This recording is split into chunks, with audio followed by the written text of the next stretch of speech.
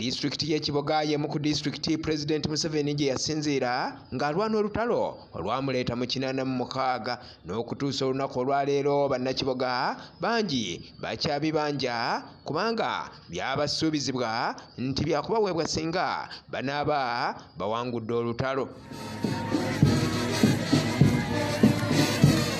Wabula n'okutuusa olunaku olwaleero bannakiboga tebeerabiranga ebyo bye bazze bayitamu n'okutuusa olunaku olwaleero era nga bakyakola emikolo okubyekubaganyako ebirowoozo.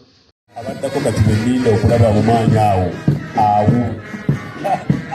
nabwe gutyo era abakyala bakuŋŋaanye okukuza olunaku lw'abakyala n'ekigendererwa eky'okkuba ttooki mu ebyo bye bayiseemu na biki bye bakyetaaga okunogera eddagala.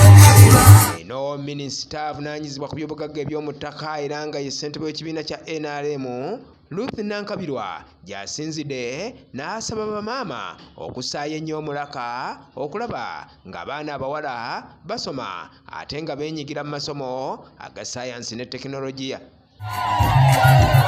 Science and technology and innovation byebijjo tutaasa abantu bali abazungu batukinalako kubanga bebayiiya emmotoka ez'amasanyalaze n'olwekyo ezikozesa amafuta baziwere olwo baziwera Uganda egenda kubeera etya ate nno bye bakozesa nga bugagga bwamutakira ddala obuviira ddala mu Africa.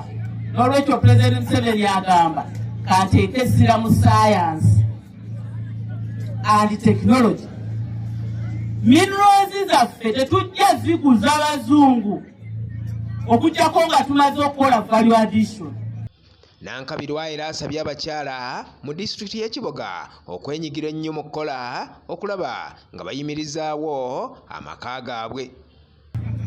Ate n'abakyala specifically abali masanyalaze bakola network yaabwe baga gwe petroli mbadde awo mu kupetrolinga jjo twabadde ekyankwanzi tukola ekintu kyaffe ffe aba NRM aba Buganda bali mu palamenti tugamba tulina okubeera ku ntikko manyi sizoni zijja sizoni eno aba opposition be basinga. Abamu ku bakyala beetabye ku mukolo guno bawuliddwa nga beetondera Nankabirwa olw'ebyaliwo mu kalulu era ne bamusaba akomewo yeesimbewo nti kubanga ku luno bategedde eky'okkola.